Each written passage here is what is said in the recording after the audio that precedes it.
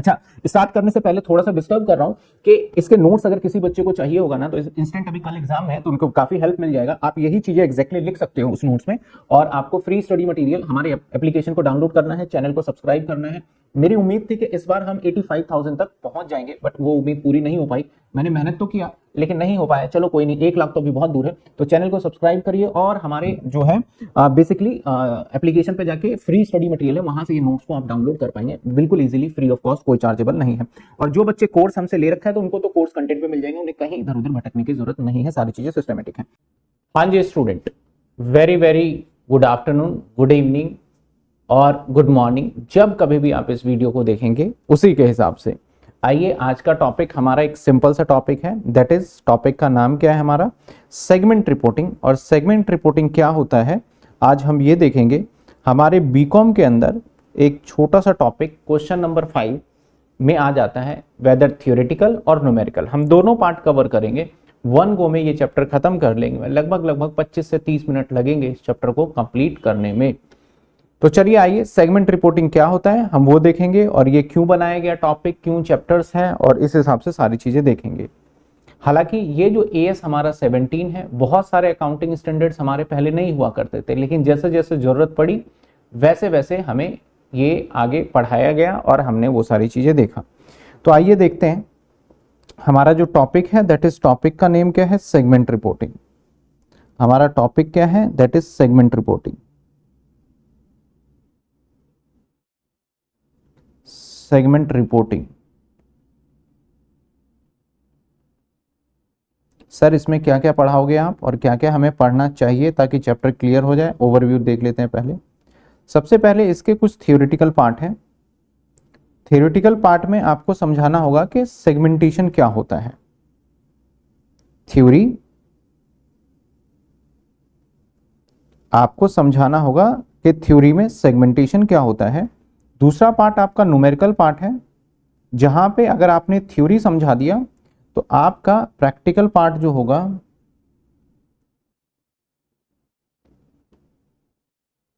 Practical part जो होगा उसमें हमें समझाना होगा कि अगर कोई काम होता है तो उसको किस तरीके से सेगमेंट करते हैं।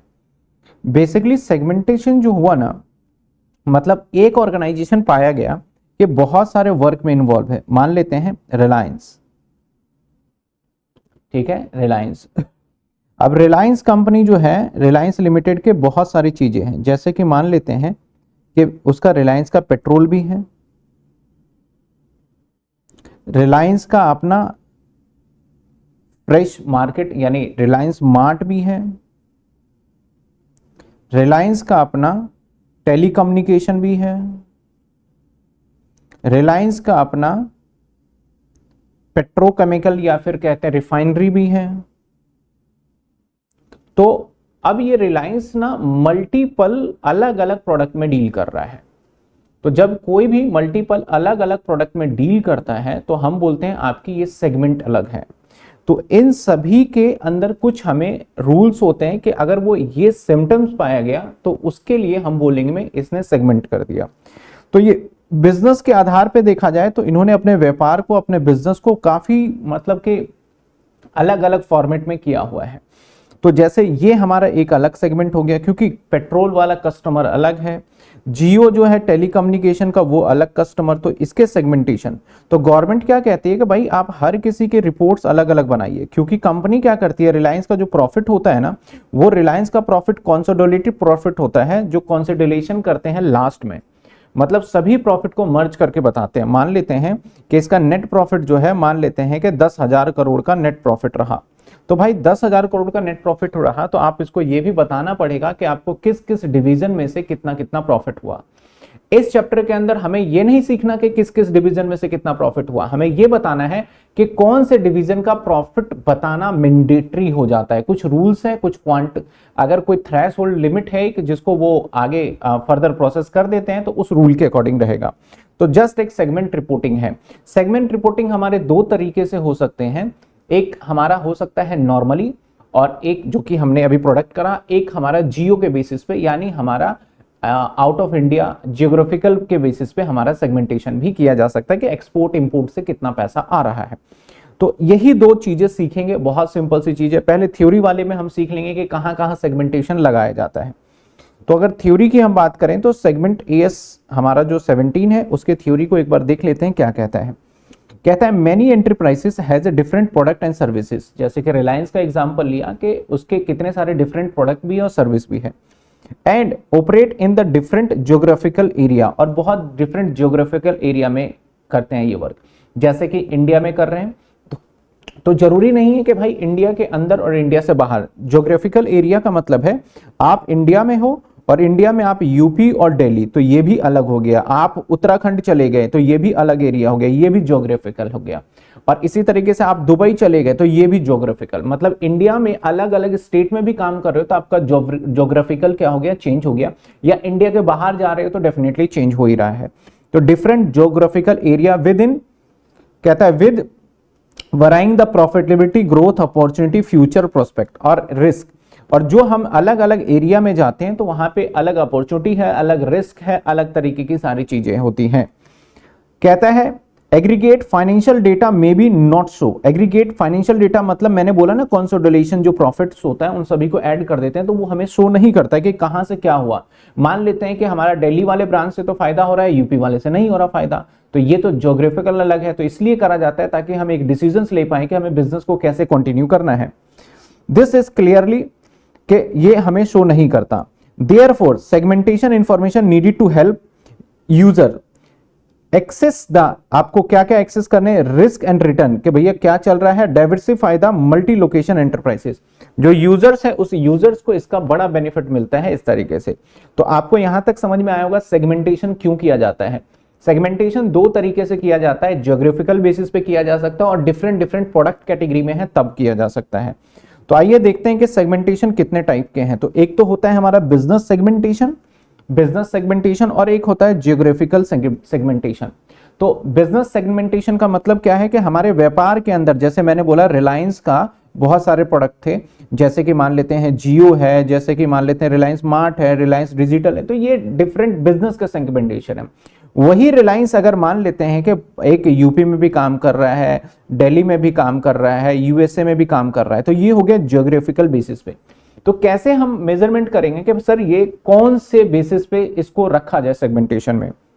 अच्छा, स्टार्ट करने से पहले थोड़ा सा डिस्टर्ब कर रहा हूं कि इसके नोट्स अगर किसी बच्चे को चाहिए होगा ना तो इंस्टेंट अभी कल एग्जाम है तो उनको काफी हेल्प मिल जाएगा। आप यही चीजें एग्जैक्टली लिख सकते हो उस नोट्स में।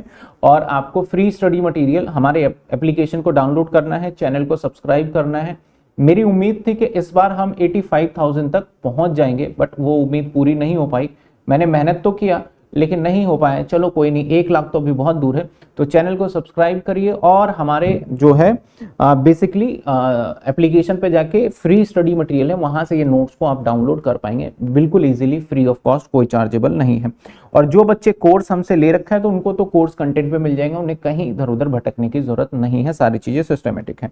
चलिए आ जाते हैं सर, टाइप ऑफ सेगमेंट कितने होते हैं सर। एक बिजनेस सेगमेंट होता है और एक जियोग्राफिकल सेगमेंट। कहता है कि a part of an enterprises that provide the product and service group of related product service has the different risk return from the other businesses। मतलब हमारा प्रोडक्ट डिफरेंट हो गया तो उसके हिसाब से हम इसे सेगमेंट कर सकते हैं। जैसे nature of product and service अलग होना चाहिए, क्या क्या कंसीडर करोगे। नेचर ऑफ प्रोडक्शन प्रोसेस अलग होना चाहिए। जैसे टाइप ऑफ क्लास कस्टमर अलग होना चाहिए, कस्टमर अलग होना चाहिए। जैसे मेथड ऑफ डिस्ट्रीब्यूशन अलग होना चाहिए। जैसे रेगुलेशन, आपका रेगुलेटरी एनवायरनमेंट बिल्कुल अलग होना चाहिए। देखो इसको ऐसे समझो, जैसे मान लो मैंने मान लिया टाटा, मान लिया टाटा कंपनी है, ठीक है ना। अब ये टाटा कंपनी जो है ये टाटा मोटर भी है, टाटा कंसल्टेंसी भी है, टीसीएस, इसके बाद टाटा नमक भी है, इसके बाद और बहुत सारी चीजें, मैंने ये तीन, अरे क्या हो गया भाई, टाटा नमक भी है, ये मैंने चीजें लिखी हैं और भी बहुत सारी चीजें हैं। तो टाटा के ये जो है ना तीनों चीजें जो हैं, मैंने 3 आइटम लिए, टाटा को तो पता नहीं कितना, टाटा मेडिसिन भी हैं, ये चीजें लिए। अब इसके अंदर क्या है भाई, इसके अंदर भी बहुत डिफरेंट डिफरेंट। अब इसके अंदर देखा जाए तो nature and product of service, तीनों के नेचर्स हमारे अलग अलग है। इसका नेचर अलग है, मोटर मतलब व्हीकल्स बनाना, इसका नेचर अलग है, इसका नेचर अलग है। ये ये हो गया, सारे ये कंप्लीट होना चाहिए। Nature of production process, process भी बनाने का भी तरीका तीनों का अलग अलग है। टाइप ऑफ क्लास कस्टमर, इसके कस्टमर अलग है, जो नमक खाता है वो गाड़ी थोड़ी ना खरीदेगा, और जो गाड़ी खरीद रहा है वो टीसीएस की सर्विस थोड़ी ना लेगा, कस्टमर भी अलग है। मेथड ऑफ डिस्ट्रीब्यूशन भी अलग है भाई, टाटा मोटर, टीसीएस और इनके बेचने का तरीका भी एकदम अलग है। और रेगुलेटरी गवर्नमेंट के भी सारी चीजें, हमारे नॉर्म्स अलग है। तो हम बोल देंगे कि भैया ये बिजनेस के आधार पर डिफरेंट डिफरेंट क्या हो गए, सेगमेंट हो गया, डिफरेंट डिफरेंट क्या हो गया, हमारा सेगमेंट हो गया। लेकिन एक दूसरा एग्जांपल लो, मान लेते हैं कि टाटा था। अब टाटा के अंदर जो मोटर में है दो सेगमेंट हो गए। मोटर के अंदर क्या हो गया, टाटा ने क्या करा कि अब मोटर के अंदर टाटा मोटर है, अब मोटर में इसने क्या करा, एक बनाया नैनो, एक बनाया हैरियर, टाटा हैरियर, दो अलग अलग है। ठीक है, तो इस सिचुएशन में भैया अगर हम देखें तो इस सिचुएशन में क्या होगा, सर्विसेज प्रोडक्ट का ठीक है, प्रोडक्शन प्रोसेस भी एक जैसा है, कस्टमर भी दोनों का एक जैसा ही है, मेथड डिस्ट्रीब्यूशन दोनों का एक ही जैसा है, तो इसे सेगमेंटेशन नहीं माना जाएगा। यानी कंप्लीट चीजें अलग होगा, ये सारे के सारे कंडीशंस पूरी होंगी तब बोलेंगे कि भैया तुम्हारे ये सेगमेंट क्या हो चुका है, अलग अलग हो गया on the basis of business. तो समझ में आया, मेरे हिसाब से आपको समझ में आया होगा बिजनेस सेगमेंटेशन क्या है। अब आ जाते हैं जियोग्राफिकल सेगमेंटेशन। जियोग्राफिकल सेगमेंटेशन क्या कहता है कि a part of enterprises that operate in the particular economic environment and the different risk and return from the operation other economic environment. मतलब हम अगर मान लेते हैं दिल्ली में है, यूपी में है, तो भैया डिफरेंट हो गया, ये बिल्कुल डिफरेंट हो गया। दिल्ली में है तो नहीं होगा, दिल्ली से एक स्टेट से दूसरे स्टेट, या फिर दिल्ली से हम कहां चले गए, यूएस से, तो ये हो गया जियोग्राफिकल सेगमेंटेशन।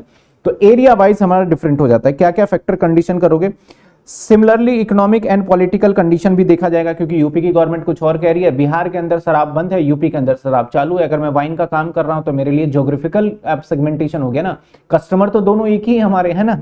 इसके बाद relationship between the parties and different area parties के अलग अलग होते हैं, उसके हिसाब से चलता है। आपका अप्रोक्सीमेटली द ऑपरेशन हमारा अलग अलग ही होता है एक तरीके से देखा जाए। स्पेशल रिस्क एसोसिएटेड एरिया होता है, एक्सचेंज कंट्रोल रेगुलेशन होता है अंडर, तो करेंसी रिस्क भी हमारा होता है।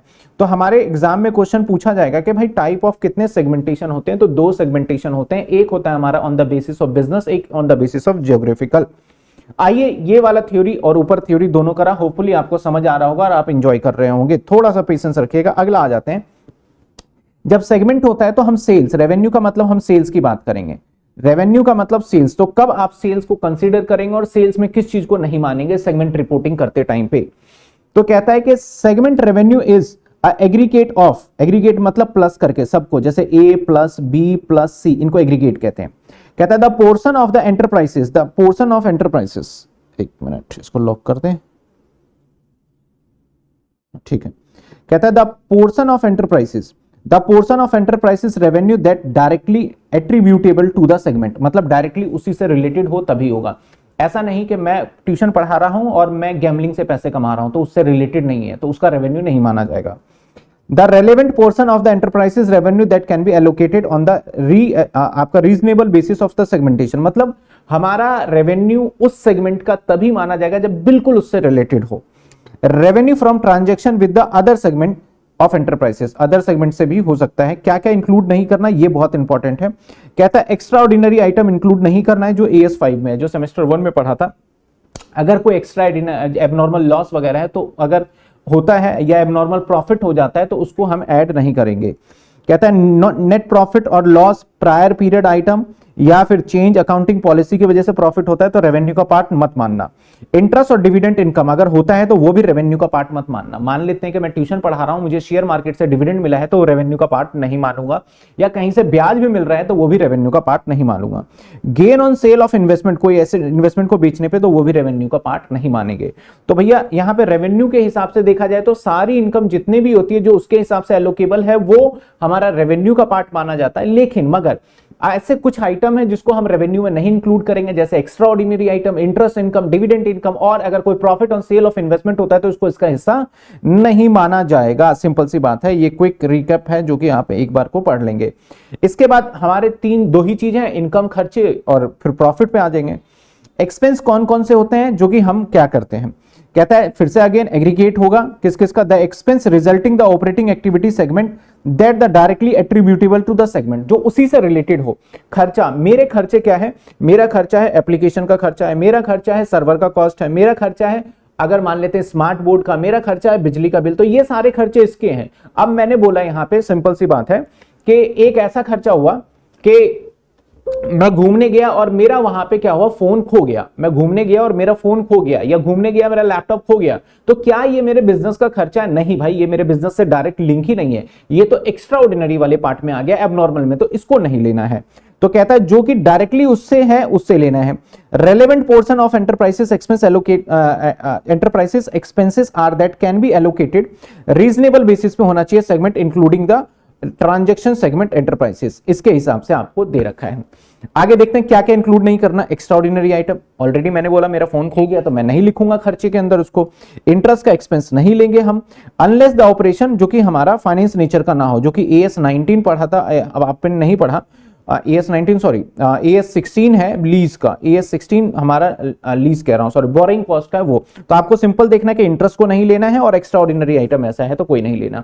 तो खर्चे इनकम को जब हम प्रॉफिट निकालने जाएंगे ना, तो प्रॉफिट निकालते टाइम पे जब माइनस प्लस करते हैं तो हमें ध्यान रखना है इन बातों का अच्छे से कि क्या रहता है।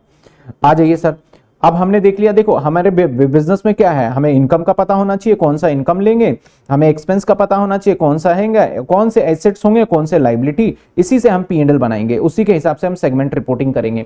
जब हम किसी भी सेगमेंट का अपना प्रॉफिट एंड लॉस बनाएंगे तो इन्हीं आइटम को लेके बनाएंगे, ऐसा नहीं कि कंसोलिडेशन में जो टोटल चला जाता है उसको लेके बनाया जाएगा, ठीक है ना। होपफुली यहां तक क्लियर होगा, बता दीजिए फटाफट से सर, जय माता दी, क्लियर क्लियर क्लियर। आ जाइए आगे आ जाते हैं sir, segment assets and segment liability क्या होता है। सेगमेंट एसेट्स सिंपल सी बात है, जो नॉर्मल एसेट्स होते हैं जो बिजनेस से रिलेटेड है उसको सेगमेंट एसेट्स का ही नाम दे रहे हैं और वही है यहाँ पे। तो बिजनेस से रिलेटेड सेगमेंट एक्सपेंस क्या है, कहता है segment assets are those operation asset that the employed by the segment of the operation activity either the directly attributable segment और एलोकेशन, और उसके साथ एलोकेशन के साथ देखा जाए तो वहां पे होगा। लॉक कर दिया, इसे अनलॉक कर दिया, लॉक कर दिया, लॉक हो गया, ठीक है चलो।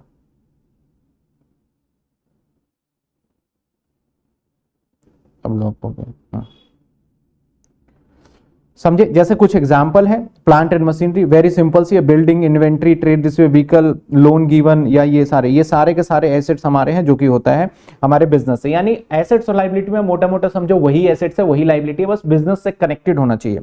सेम ऐसे लायबिलिटी में कहता है जो कि ऑपरेशन जिसका होना चाहिए लायबिलिटी और डायरेक्ट एट्रीब्यूटेबल होना चाहिए, जैसे कि trade payable, trade creditor and ये सारी चीजें हमारे क्या है, ये सारी चीजें जो लायबिलिटी में आ जाएगा। इसके अंदर कुछ पॉइंट्स याद रखना है, does not include income tax, अगर कोई एसेट्स के ऊपर इनकम टैक्स या डेफर्ड टैक्स होता है उसको नहीं लेंगे एसेट्स में, और डेफर्ड टैक्स लायबिलिटी भी इसके अंदर नहीं लेंगे। अगर किसी एसेट्स में जुड़ा हुआ है तो वहां से माइनस करके नेट एसेट्स निकालेंगे, और लायबिलिटी में भी है तो वहां से माइनस करके भी हटा देंगे। तो ये था हमारा लायबिलिटी, ये था हमारा लायबिलिटी। तो अभी तक हमने क्या क्या देख लिया सर, हमने देख लिया सबसे पहले हमने पॉइंट नंबर 1 देख लिया कि भैया मीनिंग क्या है। तो मीनिंग सेगमेंट हमारे दो तरीके से हो सकते हैं, ज्योग्राफिकल और हमारा बिजनेस वाइज, और डायरेक्ट ऑपरेशन होना चाहिए। दूसरा हमने देख लिया कि भैया हमारा बिजनेस सेगमेंट क्या है और हमारा ज्योग्राफिकल सेगमेंट क्या है। तीसरा देख लिया भैया इनकम यानी रेवेन्यू के कब मानेंगे। तो रेवेन्यू जब कभी भी लोगे तो हमेशा याद रखना एक्स्ट्राऑर्डिनरी आइटम, इंटरेस्ट, डिविडेंड और प्रॉफिट ऑन सेल नहीं लेंगे इन्वेस्टमेंट पे। फिर हमने देख लिया भैया एक्सपेंस क्या है, फिर हमने देख लिया एसेट्स क्या है एंड लायबिलिटी क्या है। ये पार्ट हमारा पूरा का पूरा थ्योरी का होता है कंप्लीट। इसी के ऊपर क्वेश्चंस पूछे जा सकते हैं, थोड़े बहुत जो ऑब्जेक्टिव वगैरह आ सकते हैं तो आ सकते हैं, ठीक है। चलिए अब न्यूमेरिकल की बात करेंगे कि भैया हम जब अपना बताएंगे कि किस डिपार्टमेंट का, हमारे पास ना मेनली डिपार्टमेंट होगा, जैसे मान लेते हैं ए डिपार्टमेंट है, बी डिपार्टमेंट है, सी डिपार्टमेंट है, डी डिपार्टमेंट है, 4 डिपार्टमेंट है। मैंने इसका सेल्स बता दिया, सेल्स मतलब रेवेन्यू बता दिया। मान लेते हैं 50 बता दिया मैंने, 10 बता दिया मैंने, 20 बता दिया मैंने, 30 बता दिया। ऐसे मैं मान लेता हूं, सपोज करो इसका एसेट्स भी बता सकता हूं मैं, जैसे मान लेते हैं कि 400 बता दिया, 300 बता दिया, 200 बता दिया, 100 बता दिया। ऐसे मैं इसका प्रॉफिट भी बता सकता हूं, जैसे मान लो 300 बता दिया, 100 बता दिया, 50 लॉस का बता दिया, 150 बता दिया। तो ऐसे सिचुएशन में तीनों चीजें हैं। अब हमें ये डिसाइड करना है कि तीन हमारे अलग अलग सेगमेंटेशन प्रोडक्ट हो गए, दैट इज हमारा पहला प्रोडक्ट हो गया हमारा ए, एंड दूसरा प्रोडक्ट हो गया हमारा बी, एंड तीसरा प्रोडक्ट हो गया हमारा सी, और चौथा प्रोडक्ट हो गया हमारा डी। तो अब हमें इनमें से सेल्स बेसिस पे, एसेट्स बेसिस पे और प्रॉफिट बेसिस पे तीनों पे कुछ रूल्स लगाते हैं, एग्रीगेट देखते हैं कि इतने परसेंटेज से अगर ऊपर जा रहा है तो उसका सेगमेंटेशन होगा। तीनों रूल में से कोई एक भी अगर सेटिस्फाई कर देता है तो ऐसे सिचुएशन में उसका अलग से सेपरेटली हमें सेगमेंटेशन करना पड़ता है। तो हमें देखना पड़ेगा कि भैया ए बी सी तीन है और इनका टोटल है, तो मे भी पॉसिबल हो सकता है कि भैया ए का सेगमेंटेशन करना पड़े, बी का करना पड़े और डी का नहीं रिपोर्ट करना पड़े, डी के अंदर कम कम है ऐसे। तो कुछ रूल्स है। तो रूल्स क्या बोलता है? रूल्स कहता है कि भैया सेल्स का टोटल का अगर 10%, टोटल का अगर 10% सेल्स में, टोटल का अगर 10%, टोटल का 10% अगर, मैं भी क्वेश्चन करूंगा तो ज्यादा क्लियरिटी होगा, टोटल का 10% अगर किसी भी या उससे ऊपर होगा सेल्स तो उसका सेगमेंटेशन अलग होगा। एसेट्स में भी बोलता है अगर टोटल एसेट्स का 10% जहां जहां पे आएगा उसका अलग से सेगमेंटेशन होगा। रेवेन्यू में बोलता है लॉस और profit which ever is higher, उसका 10% जहां जहां होगा उसका सेगमेंटेशन होगा। एक और रूल यहां पे लगता है 75% ऑफ टोटल एसेट्स, अगर देखा जाए टोटल जो हमारा टोटल होता है उसका 75% एसेट्स का देखते हैं तो उसका भी सेगमेंटेशन में बढ़ा के कर देंगे। तो हम देख लेंगे, बाकी देखते हैं क्या रूल कहता है, एक बार फटाफट से देखिए, ये बहुत इंपॉर्टेंट पॉइंट है, इसी के ऊपर हमारा सारा का सारा क्वेश्चन होने वाला है। सर क्या कहता है sir? Revenue, revenue segmentation, revenue rule, revenue का क्या रूल कहता है? सेगमेंटेशन रेवेन्यू, एक्सटर्नल चाहे इंटरनल, दोनों मिला के। अब दो तरीके के हमारे पास सेल्स हो सकते हैं, एक्सटर्नल और इंटरनल। इंटरनल सेल्स कौन सा होता है? जैसे क्या होता है कई बार कि ये वाला ना डिपार्टमेंट इसको सेल कर रहा है, ये डिपार्टमेंट इसको सेल कर रहा है, ये डिपार्टमेंट इसको सेल कर रहा है, ये डिपार्टमेंट, मतलब हम आपस में ही एक ब्रांच दूसरे ब्रांच को सेल कर रहा है, इसको बोलते हैं इंटरनल सेगमेंट, इसको बोलते हैं internal segment, inter department sales जिसे बोलते थे आप। अगर ये किसी बाहर वाले को कर रहा है, थर्ड पार्टी को, तो उसको बोलते हैं एक्सटर्नल। तो बोला गया भैया जब भी रेवेन्यू कैलकुलेट करोगे तो इंटरनल वाला देख लो, एक्सटर्नल दोनों ले लो, और 10% और more of the total revenue of external liability segment, all segment के देख लो आप। जिसका 10% या उससे अधिक आता है तो उसके लिए सेगमेंटेशन रिपोर्टिंग करना मैंडेटरी हो जाएगा। रूल नंबर 1 इसको देखने के लिए। रूल नंबर 2 कहता है अगर रूल नंबर 1 से बच गया तो रूल नंबर 2 लगाएंगे आपके ऊपर। हम ये चेक करेंगे कि आपका जो प्रॉफिट और लॉस है 10% और मोर, 10% और मोर हुआ, यानी प्रॉफिट और लॉस जितना भी है जिसका 10% मोर होगा उसके हम सेगमेंटेशन करेंगे। इसके जब तक मैं न्यूमेरिकल क्वेश्चन नहीं कराऊंगा तो ये थ्योरी पढ़ने का कोई फायदा नहीं होगा मेरे लिए। एसेट्स के रूल, सेगमेंट एसेट 10% मोर, मतलब हर जगह 10-10% चेक करेंगे। अगर तीनों में से कोई भी एक क्राइटेरिया फुलफिल कर गया तो उसका सेगमेंटेशन रिपोर्टिंग करना पड़ेगा। बस हमें कैसे रिपोर्टिंग करना है ये नहीं लिखना, हमें बस लिखना है कि इसका रिपोर्टिंग होगा, इसका रिपोर्टिंग नहीं होगा, एंड ऑल ये सारी चीजें करना होगा। तो आइए एक क्वेश्चन देखते हैं और उस क्वेश्चन के हिसाब से, एक एडिशनल वाला तो अभी बाद में देखेंगे, इसके ऊपर पहले हम तीनों चीजों पे हम एक क्वेश्चन देख लेते हैं और फिर देखिए कैसे करेंगे। देखिए ये 3 जगह दे रखा है, तीनों के ऊपर हमारा एक क्वेश्चन बन जाएगा और इसके हिसाब से हम चलेंगे। 3 क्राइटेरिया है हमारे पास, डिपार्टमेंट कितने हैं? A B C D. तो किस किस का सेगमेंटेशन होगा? क्वेश्चन क्या कहता है, क्वेश्चन को पढ़ लेते हैं। कहता है the chief accountant of SBR of give of the following data 6 आपका सेगमेंट का, the chief accountant of the option to A B only should be disclose in the reportable segment. ये कहता है कि भैया सिर्फ ए और बी ही डिस्क्लोज है, hence justify the business segment A satisfy the criteria segment revenue. तो इसके हिसाब से ये 17 के हिसाब से हमें बताना है कि किस किस का सेगमेंटेशन करना होगा। बस इतना सा क्वेश्चन है। आ जाइए हम चेक कर लेते हैं क्या भैया वो अकाउंटेंट सही तरीके से सेगमेंटेशन कर भी पा रहा है, नहीं कर पा रहा है। रूल नंबर 1, सबसे पहले ये देखिए, एसेट्स हो गया, ये रिजल्ट हो गया और ये रेवेन्यू हो गया। रिजल्ट का मतलब यहाँ पे प्रॉफिट होता है, रिजल्ट का मतलब प्रॉफिट होता है। तो मैं पहले रेवेन्यू वाले पे लगा लेता हूँ, हर किसी का 10-10% देखना है, मैं पहले इस पे लगा लेता हूँ, फिर किसी पे भी लगा लो, आपकी मर्जी है। तो मैं यहाँ पे लिख लेता हूँ एक कॉलम यहाँ, या पूरा ही बनाना पड़ेगा मुझे, करने का तरीका पता होना चाहिए, मैं यहाँ पे ही करूंगा वर्किंग नोट। सबसे पहले टोटल हमें इसका चेक करना है कितने परसेंट सर? इसका देखना है हमें 10%, प्रॉफिट वाले का मैं अलग से बताऊंगा। तो दैट इज 10% कितना हो गया? 100 रुपए, 10% हो गया 100। तो अगर एसेट्स जिसके 100 रुपए हैं और या फिर उससे ज्यादा है तो उसका सेगमेंटेशन रिपोर्ट होगा। इसका कितना है? 200, तो इसका सेगमेंटेशन रिपोर्टिंग होगा। इसका कितना है? 400, 100 से तो ज्यादा ही है, सेगमेंटेशन रिपोर्ट होगा। इसका कितना है? 150, सेगमेंटेशन रिपोर्ट होगा। इसका कितना है? 100, तो 100 के बराबर है, होगा। इसका कितना है? 100 होगा। इसका सेगमेंटेशन रिपोर्टिंग नहीं होगा अकॉर्डिंग टू आपके एसेट्स के हिसाब से।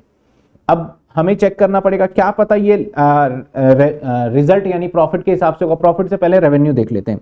रेवेन्यू के अंदर देखा जाए तो रेवेन्यू के अंदर इसका भी 10% ले लेंगे टोटल रेवेन्यू का, तो टोटल रेवेन्यू का 10% होता है हमारा 600।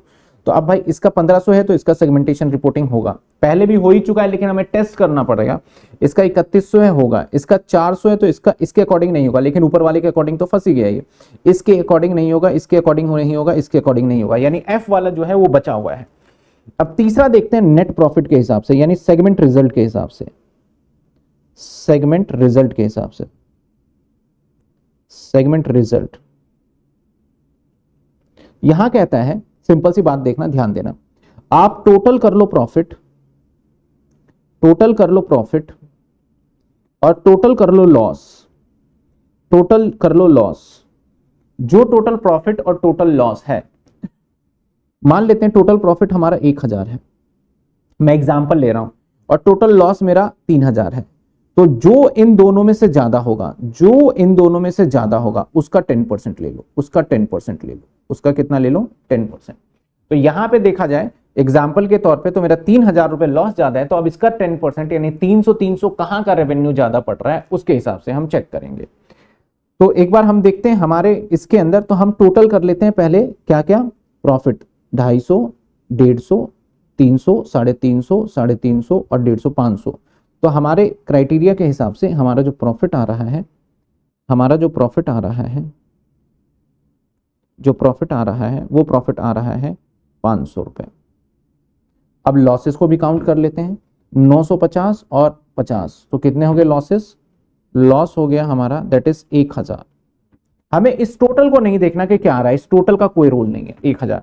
अब दोनों में से ज्यादा, आप एक पल के लिए भूल जाओ, दोनों में से ज्यादा क्या है सर, दोनों में से ज्यादा क्या है, तो दोनों में से ज्यादा लॉस है, तो लॉस का 10% पकड़ लो और उसी के हिसाब से प्लस माइनस भूल जाओ और उसके हिसाब से चलेंगे। 10% लॉस का ले लिया और 10% लॉस का हो गया हमारा कितने रुपए, 100 रुपए। अब 100 रुपए जिसका भी प्रॉफिट या लॉस, प्रॉफिट या लॉस 100 रुपए से या 100 रुपए से ज्यादा हुआ उसका सेगमेंटेशन रिपोर्टिंग करना पड़ेगा। तो भैया इसका करना पड़ेगा नहीं करना पड़ेगा, 100 रुपए से तो ज्यादा ये करना पड़ेगा, इसका लॉस है तब भी करना पड़ेगा, इसका नहीं करना पड़ेगा, इसका नहीं करना पड़ेगा, इसका नहीं करना पड़ेगा, इसका करना पड़ेगा।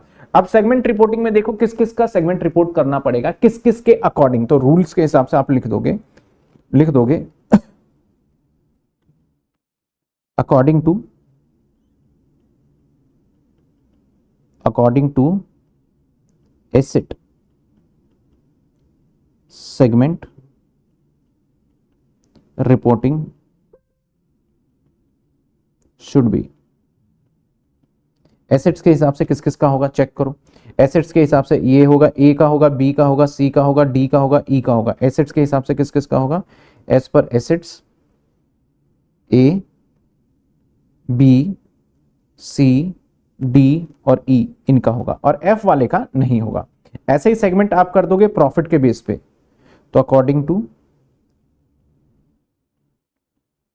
टू प्रॉफिट के बेस पे अगर देखा जाए तो किस किस का हो रहा है प्रॉफिट के बेस पे, हमारा ए का हो रहा है, बी का हो रहा है और एफ का हो रहा है, यानी ए और बी और एफ। बस हमें ये बताना है कि इसका सेगमेंट, तो इतना आसान है, बस यही करना है भाई, इसमें कोई कैलकुलेशन नहीं करना एफ का। अब अकॉर्डिंग टू अगर हम रेवेन्यू पे देखें तो ए बी, बस ए और बी का, और अगर रेवेन्यू के हिसाब से देखें तो बस ए और बी का। अल्टीमेटली देखा जाए तो सभी का सेगमेंटेशन रिपोर्टिंग हो गया है, सभी का करना पड़ेगा, क्योंकि कोई ना कोई किसी ना किसी क्राइटेरिया से फंस गया। ये इस वाले क्राइटेरिया से ये तो बच गया था, ये इस क्राइटेरिया में फंस गया, ये बच गया, तो हमें हर किसी का करना पड़ेगा। अगर हर किसी का हमें सेगमेंटेशन करना पड़ता है तो एक 75% वाले क्राइटेरिया को वेरीफाई नहीं करता और एग्जाम में आएगा भी नहीं, 75% वाला मैं लास्ट में बता दूंगा। अब प्रॉफिट का देखा, प्रॉफिट का सबसे मेन था हमारा, यहाँ पे थोड़ा सा कॉम्प्लिकेशन था। प्रॉफिट में क्या करेंगे, टोटल प्रॉफिट कर लेंगे, टोटल लॉस कर लेंगे, और जो ज्यादा होगा उसका 10% ले लेंगे, चाहे प्रॉफिट चाहे लॉस, उसका सेगमेंटेशन रिपोर्टिंग करना पड़ेगा, रूल ये कहता है। तो आ जाइए इस प्रॉफिट लॉस वाले को हम एक बार पढ़ लेते हैं, क्या कहता है। कहता है the combined result of the all segment profit, मतलब टोटल कर लो, और the combined result of all segment of loss, loss कर लो, which ever is greater absolute amount, जो भी ग्रेटर होगा उसका 10% ले लेना और फिर आप वेरीफाई कर लेना। अब मेरे हिसाब से आपको समझ में आया होगा बात। चलिए अभी नहीं रुकेंगे, एक क्वेश्चन और कर लेते हैं फिर हम आगे बढ़ेंगे। आ जाइए, ये रहा क्वेश्चन एक और। एक और क्वेश्चन है, इस क्वेश्चन में थोड़ा सा अलग तरीके से दे रखा है, लेकिन हम पहले इस क्वेश्चन को अच्छे से संभाल लेते हैं, सजा लेते हैं, फिर देखते हैं। हमारे पास P है, हमारे पास Q है और हमारे पास R है। पहले क्वेश्चन बना लेते हैं हम, ठीक है ना। कहता है the assets of the company, तो पहले एसेट्स के बेसिस पे बता रहा है ये। तो assets of the company, assets में कितना है 20, सॉरी पहले 75 सेगमेंट P 75, इसके बाद कहता है 20 एंड Q का 30 75 crore of segment P, 20 crore of segment Q has sorry 20, एक मिनट, टोटल एसेट्स, अच्छा ये टोटल एसेट्स है, मेरे से मिस्टेक हो गया, टोटल एसेट्स है। तो कहता है 20 crore of P, 30 crore of Q and 25 crore of ये, और इनका टोटल एसेट्स का जो टोटल है वो कितना है हमारा, इनका टोटल वो 75 है। ऐसा ही कहता है ये, deferred tax assets include in the assets segment 2.5 crore 4.5। तो डेफर्ड टैक्स एसेट्स को मैंने क्या कहा था, लेस कर देना भाई, इसके अंदर इंक्लूड है, तो 2.5 यहां से माइनस कर दोगे और यहां से 4.5 माइनस कर दोगे और यहां से 4 माइनस कर दोगे, तो आपको एक रिजल्ट जो मिलेगा वो टोटल ले लोगे। तो 2.5 माइनस करेंगे तो 17.5 आ जाएगा, इसमें आज माइनस कर देंगे तो 25.5 आ जाएगा, इसमें माइनस कर देंगे तो 19-21 आ जाएगा। अब तीनों का टोटल कर दो, इसका तीनों का टोटल कर दो, किस किस का सेगमेंटेशन करना होगा, किस किस का नहीं करना होगा। 17.5 प्लस 25.5 प्लस 21, तीनों का टोटल हो गया 64। 64 का आपको 10% ले लेना है, 10% ले लेना है, दैट इज 6.4। कितने हो गए 6.4। तो जिस जिसका 6.4 आ रहा होगा उसका सेगमेंटेशन होगा। सर इसका भी 6.4 है, इसका भी 6.4 से ऊपर ही है, इसका भी, तो सभी केसेस के अंदर सेगमेंटेशन रिपोर्टिंग होगी। बोलो समझ में आया या फिर नहीं आया, यहां तक जल्दी जल्दी देखो आपको समझ में आया या फिर नहीं आया, जल्दी जल्दी बता दो फटाफट से, समझ में आया या नहीं आया। ठीक है, जल्दी जल्दी बताओ, फिर अगले क्वेश्चन पे चलते हैं। एक बार देख लो फटाफट से, फिर मुझे बताना, मैं पीछे थोड़ा सा। चलिए सर, क्लियर, एकदम एकदम क्लियर होना बहुत जरूरी है। आवाज मेरे हिसाब से लगता है कि थोड़ा ज्यादा है।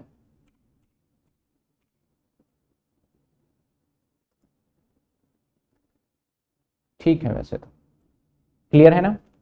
आइए एक और क्वेश्चन, हम 3-4 क्वेश्चन देख लेंगे और एग्जाम में जो आया है वो भी क्वेश्चन देख लेंगे। इसी टाइप के क्वेश्चन आएंगे, हो सकता है 5 नंबर का आ जाए, हो सकता है 6 नंबर का आ जाए, हो सकता है 9 नंबर का आ जाए। करना यही है, बताना यही है। एक दो आंसर्स कैसे लिखे जाते हैं मैं बुकिश फॉर्म में वो आपको डाल दूंगा इसके अंदर, जिससे कि आपको आंसर लिखने का क्राइटेरिया पता चल जाएगा। पता तो आपको चल ही गया है। चलिए देखिए, एक और क्वेश्चन है, और जिसके पास डॉक्टर BK गोयल बुक है तो वो देख सकते हैं, उन्हीं के क्वेश्चंस मैं करा रहा हूँ, कुछ पास एग्जाम के क्वेश्चंस करा रहा हूँ, क्योंकि कहीं और ज्यादा मिलता नहीं है ये क्वेश्चन इस टाइप का। कहता है भैया हमारा आपका सीनियर अकाउंटेंट है और इसके पास कुछ सेगमेंट है एसेट्स, रिजल्ट, रिजल्ट मतलब नेट प्रॉफिट और रेवेन्यू का दे रखा है, जैसे पिछला क्वेश्चन किया था। तो सबसे पहले इसका टोटल दे रखा है, तो हमें इस केस में कितना देखना है सर, इसका 10% देखना है। इसका 10% कितना हुआ 16। अब जिसका 16 होगा वो रिपोर्टेबल है, ये हो जाएगा रिपोर्टेबल, ये भी रिपोर्टेबल है, ये भी रिपोर्टेबल है, ये भी, ये नहीं होगा रिपोर्टेबल इसके हिसाब से। अब इसके अंदर प्रॉफिट एंड लॉस के अंदर तो क्राइटेरिया था ना, तो सबसे पहले हमें क्या निकालना है यहाँ पे, टोटल प्रॉफिट ले लो एंड फिर क्या ले लेंगे, टोटल लॉस ले लो। तो टोटल प्रॉफिट अगर देखें तो 30, 10, 40, 10, 50, 50 हो गया टोटल प्रॉफिट बस। लॉस देख ले तो 200 हो गया, तो भैया ज्यादा कौन सा है 200, तो इसका भी 10% ले लो आप, तो दैट इज 20 रुपीज। अब 20 रुपीज जिसका हो, लॉस हो या प्रॉफिट हो, उसको हमें रिपोर्टिंग करना है। तो ये भी रिपोर्टिंग होगा, ये नहीं होगा, ये नहीं होगा, ये नहीं होगा, ये रिपोर्टिंग होगा। तो देखो एक तरीके से देखा जाए ऊपर वाले PQRST तो सभी को रिपोर्टिंग करना पड़ जाता है। इसके अंदर कितना लेना है सर, हमें 10% लेना है। तो 10% क्या आया, टोटल का 90 आ गया। अब 90 देख लो, इसका होगा इसके अकॉर्डिंग, इसका नहीं होगा, इसका नहीं होगा, इसका भी नहीं होगा, इसका भी नहीं होगा, इसका भी नहीं होगा। तो अगर सेगमेंट रेवेन्यू के बेसिस पे चलोगे तो बस P का होना है सेगमेंट रिपोर्ट। अगर आप सेगमेंट रिजल्ट के हिसाब से चलोगे तो आपका होना है P और T का। अगर आप एसेट्स के हिसाब से चलोगे तो PQRS का होगा। अल्टीमेटली देखा जाए तो कोई भी इसमें से एक टेस्ट पास कर लेता है, एक टेस्ट क्वालिफाई कर लेता है, तो उसे रिपोर्टिंग करनी है। तो अगर मान लो ये यहां पे बच जाता ना इस वाले में, सेगमेंट रिजल्ट वाले में, तो T को सेगमेंटेशन नहीं करना पड़ता। यहां पे ऑल सेगमेंट को ही रिपोर्ट करना है, ऑल सेगमेंट को ही रिपोर्ट करना है। दैट इज आपका P को भी करना है, Q को, R को, S को और T को, सभी को रिपोर्ट करना है अकॉर्डिंग टू AS 17। थोड़ा बहुत आपको लिख के आना है कि रेवेन्यू का 10%, जो मैंने 3 कंडीशंस बताए वो लिख के आओगे। यहां तक बोलो समझ में आया नहीं आया। ये क्वेश्चन देखो, क्वेश्चन नंबर 4, यहां पे आपको रिजल्ट दे दिया तो सबसे पहले हम क्या निकाल लेंगे, नेट प्रॉफिट निकाल लेते हैं, नेट प्रॉफिट निकाल लेते हैं रिजल्ट के बेसिस पे नेट प्रॉफिट। तो नेट प्रॉफिट है 100 और 20 और 80, तो 140 और 80 कितने हो गए, 140 और प्लस 80 220 हो गया। लॉस ज्यादा है हमारा, लॉस कितने हो गए 380 और 10 390, तो भैया ये ज्यादा है तो 39 बन रहा है। 39 किसका है, इसका भी होगा, इसका भी होगा, इसका नहीं होगा, इसका नहीं होगा, और इसका भी नहीं होगा और इसका होगा। तो यहाँ पे सेगमेंट रिपोर्टिंग किसका होगा, ए का, बी का और आपका एफ का, इन सभी का सेगमेंट रिपोर्टिंग होगा। एसेट्स दे नहीं रखा तो हम दूसरे रूल्स को अप्लाई नहीं करेंगे। होपफुली क्लियर हुआ होगा। इसके बाद में एक क्वेश्चन बैलेंस शीट बेस पे भी आता है, उससे पहले लास्ट ईयर एग्जाम में जो आया हुआ क्वेश्चन था वो देख लेते हैं। लास्ट ईयर आया था 2024 बीकॉम ऑनर्स के अंदर ये क्वेश्चन आया था। तो भाई ये टोटल दे रखा है तो इसका 10% ले लो आप, तो 10% ले लोगे तो 10% कितना हो गया 100 रुपए। तो किस किस का सेगमेंटेशन, इसका भी होगा, इसका भी होगा, इसका भी होगा, इसका भी होगा। लो भाई ये तो तीनों ही फंस गए, तो अब तो कुछ आगे देखने की जरूरत भी नहीं पड़ती, हमें ऑल सेगमेंट का करना है, लेकिन हमें हर किसी का क्राइटेरिया बताना होगा। यहाँ पे कितना देखोगे 40 और 10 50 और 200, तो यहाँ पे देखा जाए तो ये वाले दोनों टोटल ज्यादा रिजल्ट यानी प्रॉफिट, रिजल्ट का मतलब नेट प्रॉफिट है। तो यहाँ देखा जाए तो 200 बन रहा है प्रॉफिट और 40, तो 200 का 10% ले लो आप। 200 का कितने परसेंट, 10% यानी 20, जिसका लॉस या प्रॉफिट हो। तो इसका भी होगा, इसका भी होगा, इसका भी होगा, इसका नहीं होगा।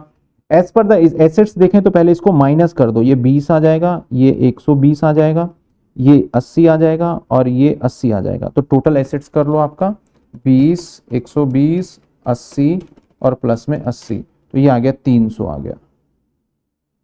अगर ये 300 आ गया तो 300 का 10% ले लो, दैट इज आपका कितना होता है 300 का 10% 30, तो 30 इसका रिपोर्टिंग नहीं होगा, इसका रिपोर्टिंग होगा होगा होगा। तो ये आपको बस यहाँ पे ऑब्जर्व करना था और लिखने का मैंने तरीका बताया। कुछ एक आंसर मैं बिल्कुल एग्जैक्टली लिख के 10 ईयर में इवन दो गिवन है, मैं यहाँ पे पेस्ट कर दूंगा और फिर मैं ये अपलोड करूंगा कि कैसे लिखना है। आपको पता चल गया क्या लिखना है, आपको सेगमेंटेशन किसका करना है किसका नहीं करना, what is the segmentation sir, किस किस के अलग अलग हमें रिपोर्ट करना होगा। ये तो हो गया। ये एक क्वेश्चन और पूछा जाता है बैलेंस शीट के बेसिस पे कि भैया बैलेंस शीट बनाइए, तो हम उसको देखेंगे इसके बाद बैलेंस शीट, और ये चैप्टर पूरी तरीके से हमारा हो जाएगा खत्म। बहुत बड़ा चैप्टर नहीं था, मैंने कहा था 40 से 45 मिनट, 10 मिनट और लूंगा बैलेंस शीट के रिपोर्ट के लिए। उसके पहले मैं बता दूं कि बैलेंस शीट का रिपोर्ट होगा कैसे और किस तरीके से होगा। मैंने पहले फॉर्मेट बना लिया ताकि जल्दी आपको समझ में आ जाए, लेकिन उससे पहले मैं आपको समझा दूं कि व्हाट इज द फॉर्मेट क्या है हमारा। देखो हमें क्या करना है, एक फॉर्मेट करना है, बैलेंस शीट नहीं पूरा P&L हमें एक बनाना है जिसके अंदर हमें प्रॉफिट एंड लॉस बनाना है और बैलेंस शीट। इसको फॉर्मेट को आपको याद ही करना पड़ेगा, दूसरा कोई तरीका नहीं है। मैं समझा सकता हूं कि क्या है। तो P&L में जैसे सबसे पहले आप क्या लिखोगे, सेल्स लिख लोगे और इसके बाद एक्सपेंस लिख लोगे, इसके बाद नेट प्रॉफिट लिख लोगे, ये हो गया P&L। तो मान लेते हैं 100 रुपए, एक्सपेंस 20 रुपए, तो नेट प्रॉफिट आ गया 80 रुपए।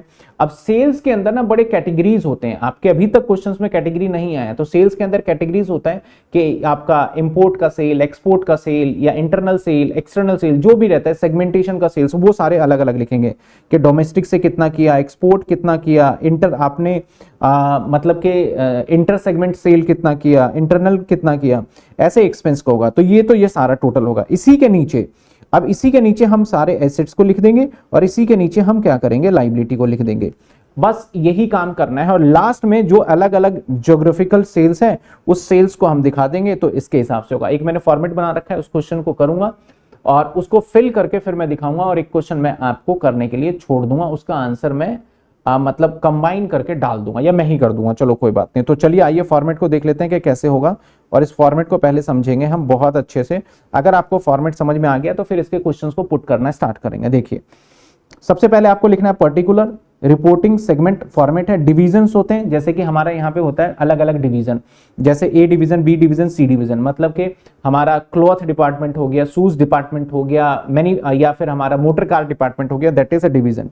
सबसे पहले आपको रेवेन्यू लेना है। सबसे पहले क्या लेना है आपको सर, रेवेन्यू लेना है। कौन कौन से रेवेन्यू लेंगे सर, रेवेन्यू लेंगे सबसे पहले हम लेंगे सर रेवेन्यू, सेगमेंट रेवेन्यू। अगर सेगमेंट रेवेन्यू की बात करें तो कहां कहां से रेवेन्यू हो सकता है, 3 जगह से रेवेन्यू हो सकता है, डोमेस्टिक, एक्सपोर्ट और इंटर सेगमेंट सेल हो सकता है, मतलब एक सेगमेंट ने दूसरे सेगमेंट को बेचा है। जैसे ए है और बी है, ए ने बी को बेचा तो वो यहाँ पे आ जाएगा, अगर मैं अमेरिका में बेच रहा हूं तो एक्सपोर्ट में आ जाएगा, अगर मैं भारत में ही बेच रहा हूं तो डोमेस्टिक में आ जाएगा। तो उनके सेल्स को ले लो।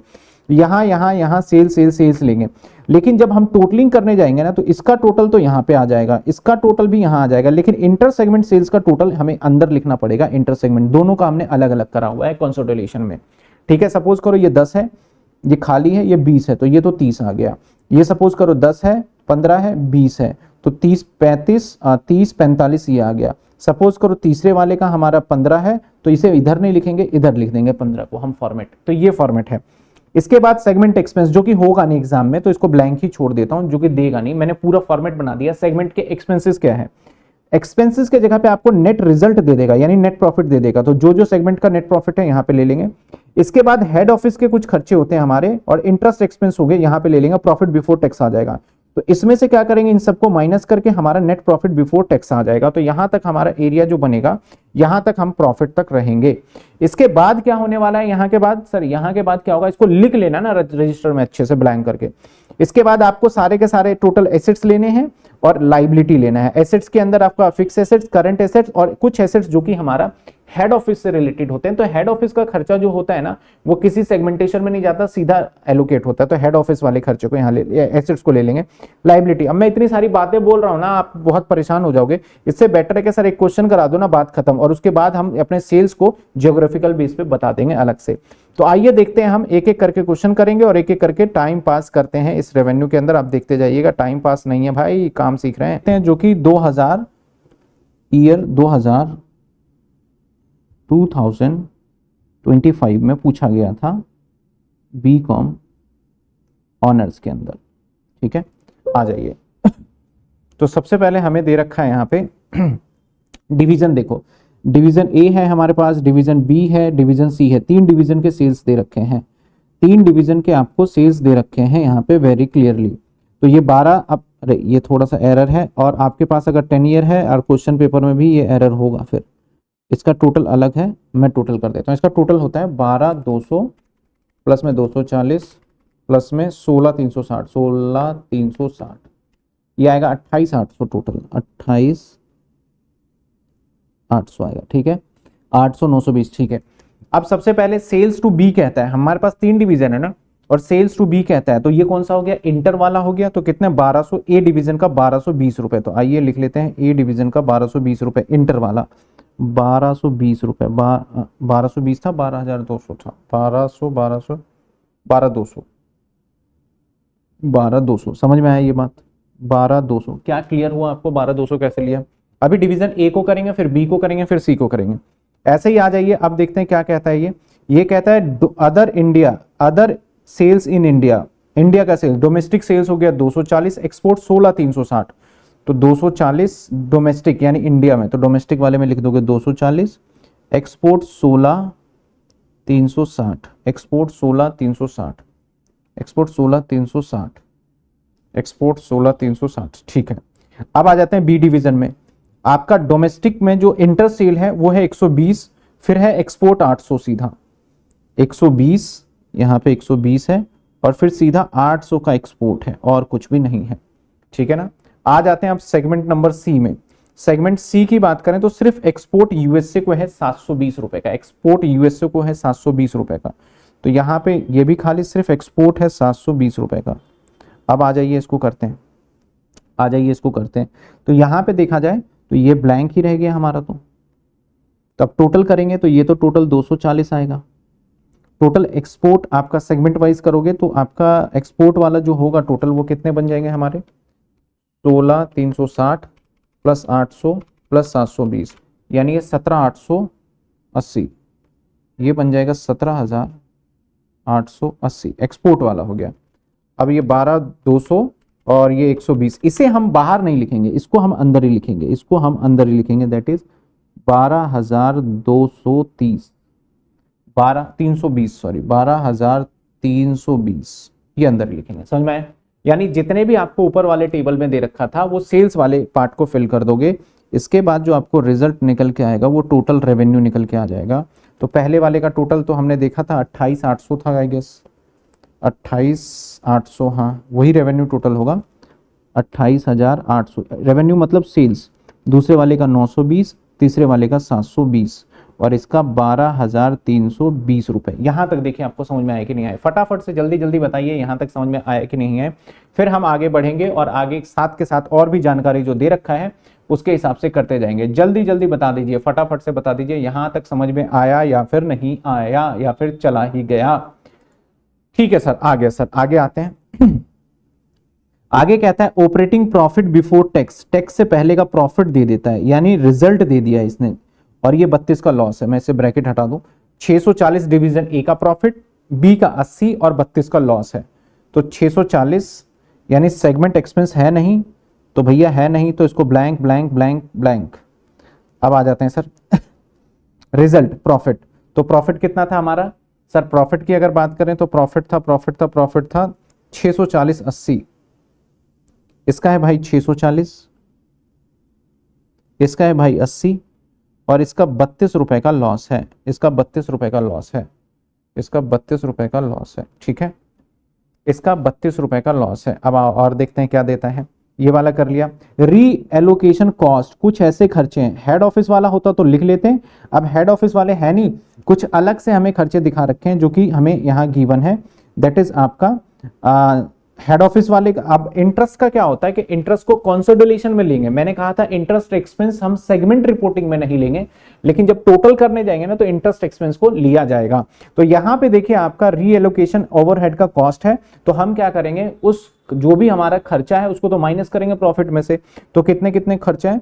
92, 96 और 96। आ जाइए, खर्चे को हम रीएलोकेशन कॉस्ट में से माइनस कर देते हैं। हेड ऑफिस एक्सपेंस है नहीं आपके, कुछ भी आपके दूसरे रीएलोकेशन कॉस्ट, रीएलोकेशन यहां पे लिख देता हूं, रीएलोकेशन कॉस्ट।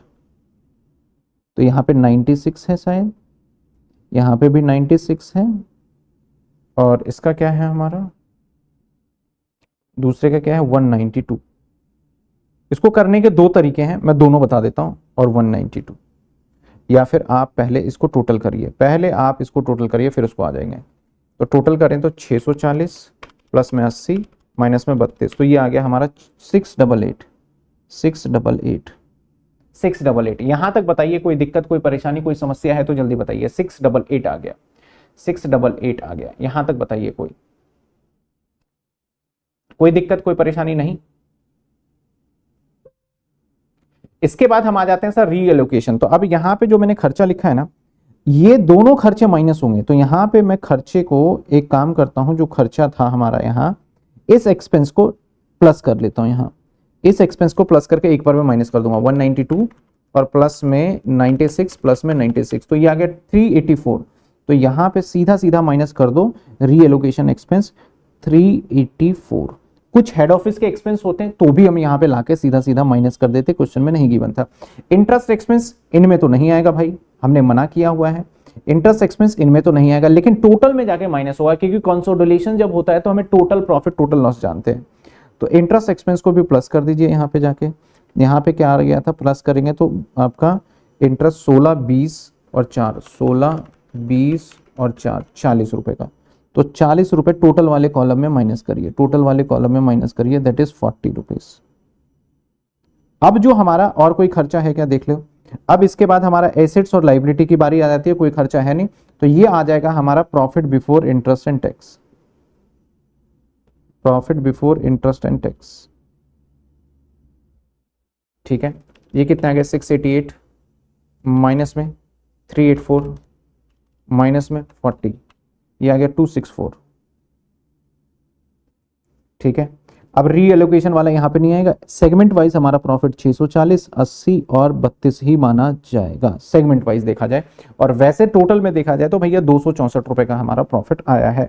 सेगमेंट एसेट्स पे आ जाते हैं सर। एसेट्स पे क्या कहता है 200, 800। अब हेड ऑफिस वाला हमारा जो होता है ना, मैंने एक पॉइंट लिखा है, यहां पे ध्यान दो, मैंने एक पॉइंट लिखा है अनएलोकेबल एसेट्स। तो जितने भी चीजें हेड ऑफिस के अंदर होते हैं वो सेगमेंट से कोई लेना देना नहीं होता, लेकिन उसे कंसोलिडेशन में लिखते हैं, रीएलोकेबल वाले पार्ट में लिखेंगे हम।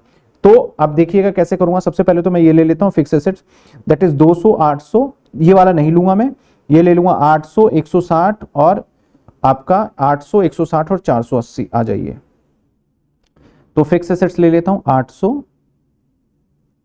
160 और 80। 800, 160 और 80, यही था ना, 800, 160, 480, 480।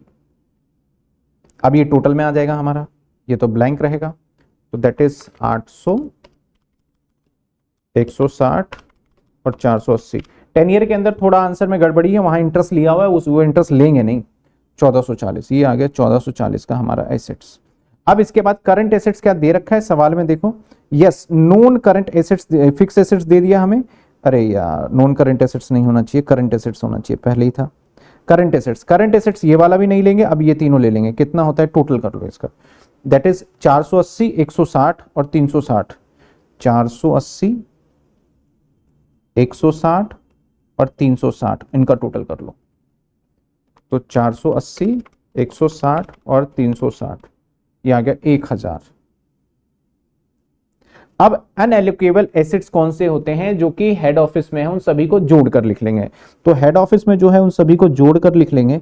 तो कितने हैं हेड ऑफिस में भाई, दो ही थे, एक था 200 और एक था 92। तो इन दोनों को ऐड कर लो, दैट इज 392।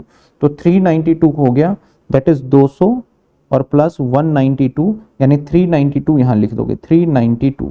अब इस तरीके से हमारा आ जाएगा यहाँ पे टोटल एसेट्स, इस तरीके से आ जाएगा टोटल एसेट्स। कितने बनते हैं टोटल एसेट्स, 1000 प्लस 1440 और प्लस 392, ये आ गया 2832, 2832। ये रिपोर्टिंग बस एक फॉर्मेटिंग है जो कि भरना है।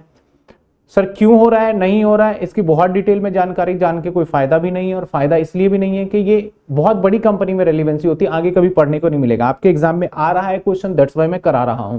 नहीं तो इसको कराने में तो मैं 1 से 1.5 घंटा 2 घंटा लूं आराम से, लेकिन बस मेरी मजबूरी है कि जिस टाइप के क्वेश्चन आ रहे हैं उस टाइप का मैंने आपको बताया है। सेगमेंट लाइबिलिटी पे आ जाइए सर। लाइबिलिटी में देखा जाए तो लॉन्ग टर्म लाइबिलिटी, इसको तो लेंगे नहीं हम क्योंकि वो वहां का है 80, 140, 480, 80, 140, 480। तो 80, 140, 480, 480, तो आ जाते हैं 80, 140, 480, ये आ गया 700 रुपए। अब इसके बाद अनएलोकेबल अगर है तो ठीक, जो हेड ऑफिस वाला होता है वो अनएलोकेबल में आ जाता है, तो ये आ गया, दैट इज 152। तो यहां ले लो 152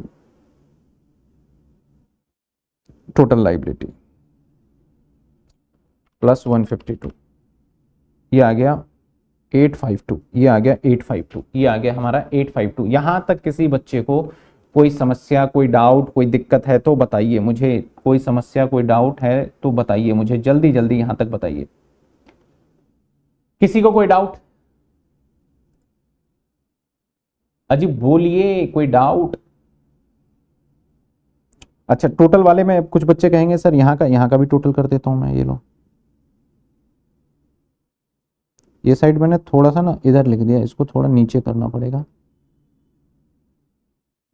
ये यहाँ होगा, ठीक है। टोटल वाले में तो टोटल ये हो गया 800 प्लस में 480, दैट इज 1280,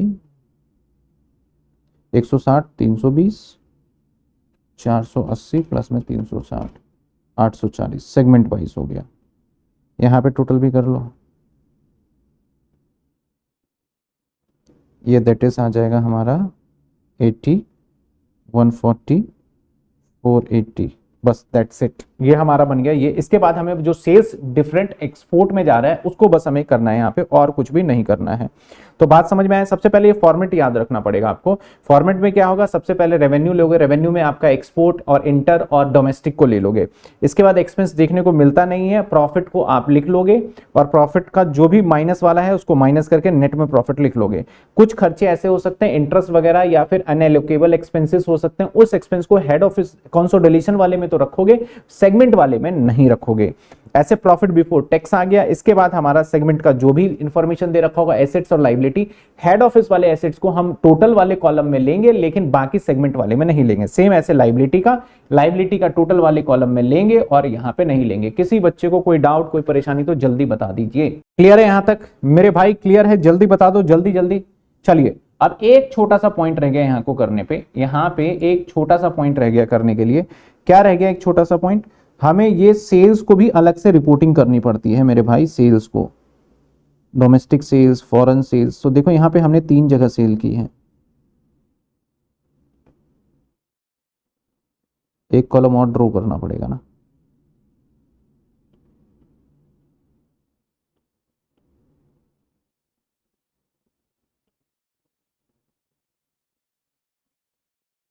आ जाओ, एक कॉलम छोटा सा यहाँ ड्रॉ कर लेते हैं, टोटल कर। हमारे सेल की बात करें तो कहाँ कहाँ सेल था सर? डोमेस्टिक सेल्स आप ऊपर वाले कॉलम से ले लो या यहां से भी ले लो, चलोगे। डोमेस्टिक सेल्स हमारा कहाँ था सर? इंडिया में 240 था। सेल्स ले लेते हैं 240, ये अलग से हमें मेंशन करना होता है। फॉरेन एक्सपोर्ट की बात करें तो एक्सपोर्ट सेल्स कितना था? 16360, 16360। इसके बाद एक्सपोर्ट टू यूके था, तो यहां लिखना पड़ेगा आपको, यूके में अलग से था, कितना था? 800। इसके बाद एक्सपोर्ट टू यूएसए है, तो यहां लिखना पड़ेगा एक्सपोर्ट यूएसए। कितने का एक्सपोर्ट है सर? 720। टोटल कर दो इसको बस, 240 16360, बस खत्म ही हो रहा है मेरे भाई। 16360 800 720, क्या गया? 18120, 18120, 18120। क्लियर है मेरे भाई? क्या आप सभी को यहां तक एकदम दूध का दूध और पानी का पानी के तरीके से क्लियर हो पा रहा है या नहीं हो रहा है? जल्दी से बता दीजिए मुझे, क्या क्लियर है? तो आपके 10 ईयर के अंदर थोड़े सिली से एरर है, उसको देखिएगा। मैंने जो करा है 110% वो सही है। मैं इसको करने का तरीका यही है, इसके फॉर्मेट को आपको याद करना होगा, पहले लिख लीजिएगा। इसके साथ साथ मैं कुछ एक क्वेश्चंस जैसे ये वाले क्वेश्चंस थे, इसको जरूर करिएगा, इस बार आने के चांसेस है। और थ्योरी भी मैंने बता दिया कि इसके अंदर से क्या पूछा जा सकता है। तो इस तरीके से मेरे भाई हमारा होता है AS 17 कंप्लीट। और इसके ऊपर एक आध क्वेश्चंस मैं डाल दूंगा, प्रैक्टिस कर लीजिएगा। और साथ के साथ मैं आपको बता दूं, जिसको भी नोट्स चाहिए वो नोट्स जाके सीधा सीधा डाउनलोड कर सकते हैं फ्री स्टडी मटेरियल में से, क्योंकि आपको प्रिंट आउट वगैरह निकलवाना हो तो आपको चाहिए होगा। कोर्स कंटेंट में तो ऑलरेडी मैं डाल दूंगा। तो होपफुली आपको समझ में आया होगा। 4-5 नंबर का क्वेश्चन रहेगा, लास्ट 5वां क्वेश्चन सेगमेंट रिपोर्टिंग का, जो कि एग्जाम में पूछ लिया जाता है लगभग। अगर मैं आपको दिखाऊं, मेरे पास 10 ईयर हो तो कॉर्पोरेट अकाउंट का है, किसका है? कॉर्पोरेट अकाउंट का ही है, जो 10 ईयर है बीकॉम ऑनर्स का। ये रहा, देखिए 2025 में सेम क्वेश्चन जो मैंने कराया है 2025 का ही कराया है, ऐसी बात नहीं है कि नहीं कराया है। ये रहा, मैंने 2025 का ही सारा क्वेश्चन कराया। यहाँ पे थोड़े थोड़े से एरर थे, एक ये एरर ठीक कर दिया, और यहाँ लास्ट में भी थोड़ा सा एरर है, जिनके पास होगा वो ठीक कर लेना। इसके बाद अगर मैं 2024 में जाऊं तो किस टाइप का क्वेश्चन आया है, मैं आंसर लिखने का तरीका भी बता देता हूं, बाद में छोड़ो ना। 2023 में आया था पेपर में, 2023 2023, ये रहा, 24 चल रहा है।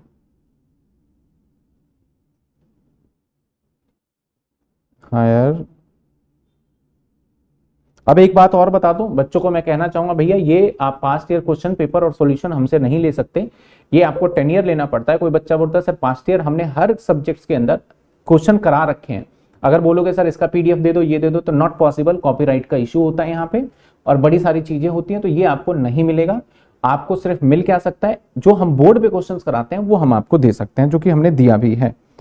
आइए देखिए, यहाँ पे एक क्वेश्चन आया सेगमेंट रिपोर्टिंग का, इसमें बड़ा बलगर तरीके से कर रखा था, तो बट उसको हटाइए, छोड़िए, मैंने इसको थोड़ा आसान तरीके से कराया, अगली बार से इसको अपडेट करा देंगे आसान तरीके से। ये क्वेश्चन था हमारा सेगमेंट सेल्स रिजल्ट हो गया, टेक्स्ट हो गया, जैसा कि हमने करा था।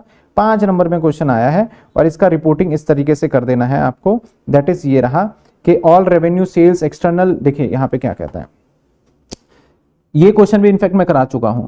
All revenue sales external customer transaction, ये थोड़ी बहुत लिखिएगा, 10%, वो तीनों के तीनों रूल्स आपको लिखने पड़ेंगे, जो कि मैंने लिखा है।